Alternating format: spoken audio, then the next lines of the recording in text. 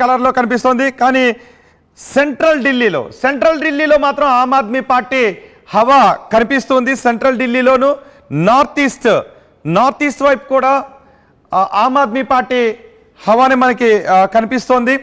East north ఈస్ట్లో BJP హవా కనిపిస్తూ ఉంటే సెంట్రల్లో ఆమ్ ఆద్మీ పార్టీ హవా కనిపిస్తోంది. అలాగే వెస్ట్లో కూడా వెస్ట్లోను సౌత్ వెస్ట్లోను వెస్ట్ అంతా కూడా బీజేపీ హవానే కనిపిస్తోంది. అక్కడక్కడ మధ్యలో వెలిసిపోయినట్టుగానే ఆమ్ ఆద్మీ పార్టీ కనిపిస్తుంది. కాంగ్రెస్ హవా మాత్రం ఎక్కడ కనిపించట్లేదు. కానీ సెంట్రల్లో మాత్రం ఆమ్ ఆద్మీ పార్టీ హవా కనిపిస్తుంది. సెంట్రల్లో ఎక్కువగా బీహార్కు చెందిన ప్రజలు ఎక్కువగా సెంట్రల్లో నివసిస్తూ ఉంటారు.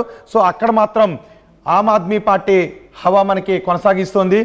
ఈస్ట్ అండ్ నార్త్ ఈస్ట్లో ఈశాన్య ఢిల్లీలో కూడా బీజేపీ హవానే మనకి కనిపిస్తున్న పరిస్థితి కనిపిస్తుంది. ఒకసారి తాడూరి శ్రీనివాస అండ్ పుష్పలేల్ గారితో కూడా మాట్లాడదాం. పుష్పలేల్ గారు, మొత్తం మ్యాప్ అంతా కూడా ఎక్కడ చూసినా బీజేపీ మయమే, కానీ సెంట్రల్ ఢిల్లీలో మాత్రం ఆమ్ ఆద్మీ పార్టీ హవా కనిపిస్తుంది. సెంట్రల్ ఢిల్లీలోనే ఎక్కువగా ఆమ్ ఆద్మీ పార్టీ తమ పట్టు నిలుపుకున్నట్టుగా మనకు కనిపిస్తుంది. తాడూరి శ్రీనివాస్ గారు, సెంట్రల్ ఢిల్లీలో బీజేపీ ఫలితాలను ఆశించింది. అక్కడ బీహార్ నుంచి వచ్చిన ప్రజలు కూడా ఎక్కువ ఉంటారు అని, అందుకే మిత్రపక్షాలు కూడా 2 సీట్లను కేటాయించిన పరిస్థితి కూడా ఉంది. కానీ అక్కడ బీజేపీ హవా కనిపించట్లేదు.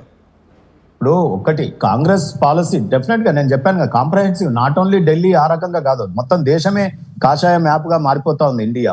నేను ఏమంటున్నానంటే ఇక్కడ కాంగ్రెస్ పార్టీ ఇప్పుడు 20 ఏళ్ళు అయిందండి రాహుల్ గాంధీ గారు ప్రెసిడెంట్షిప్ కానీ, లేకపోతే వారు ఫీల్డ్ లోకి రావడం కాంగ్రెస్ పార్టీని ఆఫ్టర్ సోనియా ఎరా.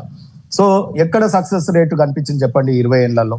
ఏ ఒక్క రాష్ట్రంలోనైనా ఘనమైన తీర్పులు వాళ్ళు పొందినారా? ఈ దేశంలో ఏ ఎలక్షన్ అయినా, ఢిల్లీలో కూడా 7 ఎంపీలు మేమే గెలిచినాం కదా, మీకు తెలియంది కాదు రోహిత్ గారు.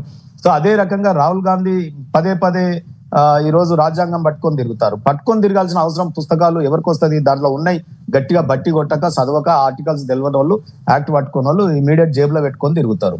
నిజంగా చదివినటువంటి మోడీ గారు జేబులో పెట్టుకోవాల్సినటువంటి అవసరం లేదు, వారు అమలు పరుస్తారు, ఆచరణ చేస్తారు. రాజ్యాంగాన్ని చాలా చక్కగా అమలు పరుస్తున్నారు. మేము ఈ అపీజ్మెంట్ పాలిటిక్స్ ఉండవు. ఈ దేశంలో ఉన్నది ఉన్నట్టుగా మాట్లాడుతూ ఉంటాం. కాంగ్రెస్ పార్టీ ఈ రోజు మొత్తం దేశవ్యాప్తంగా వారి యొక్క నినాదం ఏంటి? ప్రజల పక్షాన చెప్పండి. ఎలక్షన్స్ వారికి నిజంగా ఎక్స్పీరియన్స్ వచ్చింది రాహుల్ గాంధీ గారికి. ఎందులో వచ్చిందంటే 20 ఏళ్ళుగా మొత్తం ఓడిపోవడంలో ఏ రకమైన ఎక్స్పీరియన్స్ అది వచ్చింది. ఓడిపోయిన తర్వాత ఎక్కడో బయట దేశాలకు వెళ్ళడం, కొంత విహార యాత్రలాగా తిరిగి రావడం అనేది వారికి అలవాటుగా మారిపోయింది. ఓడిపోవడం, విదేశాలకు వెళ్ళడం, రావడం, సో ఈ రకమైన మళ్ళీ రావడం, ఇక్కడ అపీజ్మెంట్ పాలిటిక్స్ చేయడం. సో అందుకే ఇవాళ ఇండియాలో ఉన్నటువంటి అన్ని ప్రాంతీయ పార్టీలు కూడా వారిని డిజోల్వ్ చేసుకున్నాయి. ఒక్కొక్కటిగా వారు వెళ్ళిపోతా ఉన్నారు. వారి నాయకత్వం మీద విశ్వాసం సన్నగిల్లి ఒకసారి అరవింద్ కేజ్రీవాల్ నివాసం దగ్గరికి వెళ్దాం.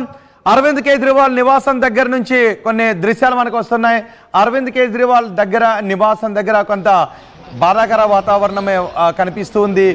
నవ్వు లేని ఆమ్ ఆద్మీ పార్టీ నేతల ముఖాలే మనకి కనిపిస్తున్నాయి. కొంత వెలవెలబోయే పరిస్థితి అక్కడ అరవింద్ కేజ్రీవాల్ నివాసం దగ్గర కనిపిస్తుంది. అరవింద్ కేజ్రీవాల్ పార్టీ నేతలు, ఆమ్ ఆద్మీ పార్టీ నేతలు ఊహించారు, ఈసారి తమ అధికారంలోకి వస్తామని అనుకున్నారు. ఒకవేళ భారీ విజయాన్ని కాకపోయినా మ్యాజిక్ ఫిగర్ని దాటి తమ విజయాన్ని సొంతం చేసుకుంటామని అనుకున్నారు. కానీ మ్యాజిక్ ఫిగర్కి ఆమెడ దూరంలోనే ఆగిపోయారు. ప్రస్తుతం 28 నియోజకవర్గాల్లో ఆమ్ ఆద్మీ పార్టీ లీడ్ను కొనసాగిస్తుంది. మ్యాజిక్